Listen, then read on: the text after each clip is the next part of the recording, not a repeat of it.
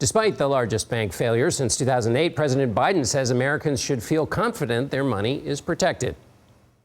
Americans can rest assured that our banking system is safe. Your deposits are safe. No losses will be, and this is an important point, no losses will be borne by the taxpayers.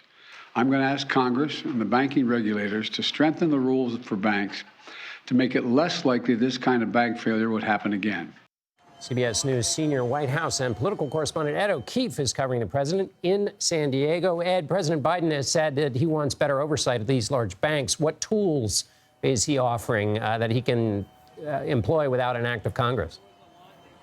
Well, he's hoping that bank regulators in the Treasury Department do what they can, at least, to stave off these two bank failures. CBS News has confirmed reporting that the FDIC is going to try holding another bank auction for SVB assets to try to get another company to at least take up that company's operations and then get it off the government's balance sheets and move on.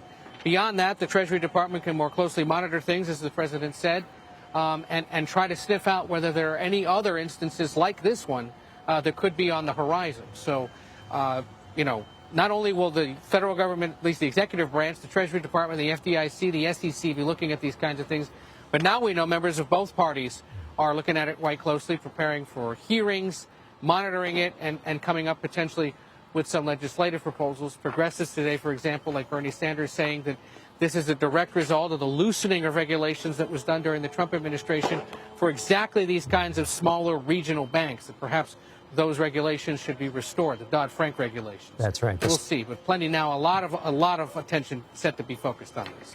Now, we're going to talk even more about SVB later in the program, but let me switch gears with you. While you're in San Diego, the president met with the Australian and British prime ministers about a deal to sell nuclear submarines to Australia. What does the White House get out of that agreement?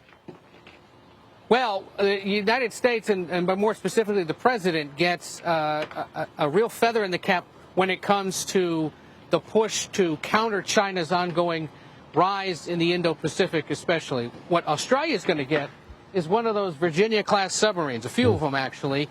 It's a kind of submarine that the United Kingdom and the U.S. have worked on in the past. Eventually, the goal by the 2030s, late 2030s, 2040s, is for all three countries to be using the same kind of technology in nuclear-powered submarines that would then be able to help counter whatever naval moves China is making. Remember, by sheer number, China has a larger navy in terms of vessels. The United States has the largest navy in terms of firepower and technology.